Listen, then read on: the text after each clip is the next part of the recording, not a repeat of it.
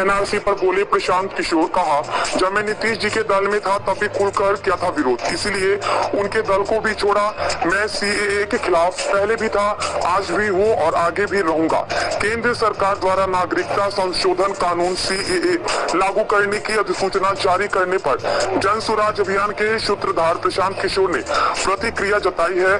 प्रशांत किशोर ने कहा कि आज से 3 साल पहले जब पहली बार सीएए एनआरसी की चर्चा हुई, उस वक्त मैं नीतीश जी के साथ था। इसी मुद्दे पर नीतीश कुमार ने उस समय लोगों के साथ, दल के साथियों के साथ धोखा करके भाजपा के साथ मिलकर इस बिल को लाने में, इस प्रावधान को देश में लागू कराने के पक्ष में वोट दिया था। तब मैंने दल में रहते हुए खुलकर इसका विरोध किया था और उनके दल को छोड़ा। मैं बिल्कुल ही इस पूरे परिकल्पना के, इस अध्यादेश के, इस कानून के विरोध में हूँ। सीएए संविधान की मूल भावनाओं के विपरीत है। आप संविधान का या इस देश को बनाने वालों की मूल भावना का अनादर कर रहे हैं। प्रशांत किशोर ने कहा कि मैं इसलिए विरोध में नहीं हूँ कि इसमें मुसलमान का क्या होगा, हिंदुओं का क्या होगा, भाजपा क्या कह रही है, विपक्षी दल क्या कह रहे हैं। इस पूरे कानून के विरोध में मैं इसलिए हूँ कि ये संविधान की मूल भावनाओं के विपरीत है, जो इस देश के फाउंडिंग फादर्स है।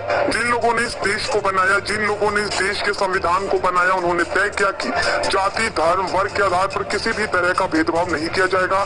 जैसे ही आप नागरिकता को धर्म से जोड़ेंगे, चाहे आपकी मंशा सही हो या गलत हो, ये अलग बहस का मुद्दा है, लेकिन आप संविधान का या इस देश को बनाने वालों की मूल भावना का अनादर कर रहे हैं। इसलिए मैं सीएए के खिलाफ पहले भी था, आज भी हूँ और आगे भी रहूंगा। बता दें कि जन स्वराज के सूत्रधार प्रशांत किशोर ने गुरुवार को पटेल नगर सहरसा के एनडीए वालों से अपना मैदान में प्रेस वार्ता की। इस दौरान स्थानीय भाजपा को आप लोग इतना ताकतवर समझते हैं, ये देश मान रहा है, अमित शाह, मोदी वगैरह।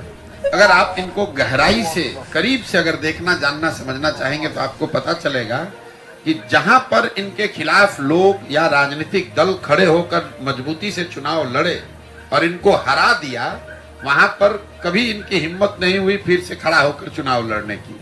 तो बिहार वो भूमि है जब 2015 में अमित शाह और मोदी अपने सारे प्रयास के बावजूद उनको सफलता नहीं मिली। और वो जो डर है, वो इतना बड़ा डर है हारने का। जब आपको ज्यादातर जगह पर आसान जीत मिलती है, तो कहीं पर जब आप हार जाते हैं तो आप उससे डरते बहुत ज्यादा है।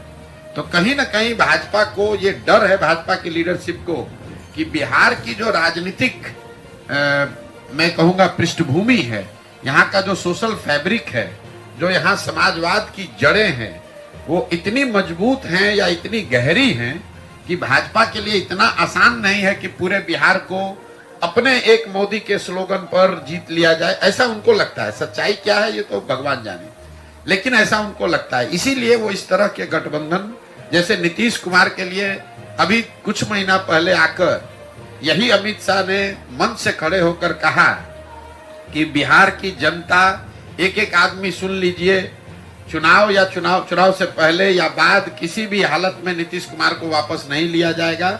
इनके लिए भाजपा के दरवाजे हमेशा के लिए बंद हैं। वही अमित शाह जो इतनी बड़ी बड़ी बात बोलते हैं, ये लोग दावा करते हैं हम 400 सीट जीतेंगे।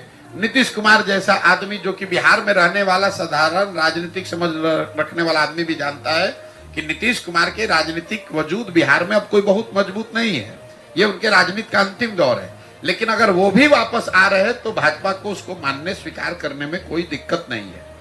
तो एक इसकी वजह यह है कि बिहार की राजनीतिक भूमि को भाजपा इतना आसान मानती नहीं है। चाहे वो चिराग हो, उपेंद्र कुशवाहा हो, मांझी हो, नीतीश हो, चाहते हैं कि जितने लोगों को साथ में रखें ताकि ये खतरा ना हो कि कहीं 40 में 2, 4, 5 सीट का नुकसान हो जाए।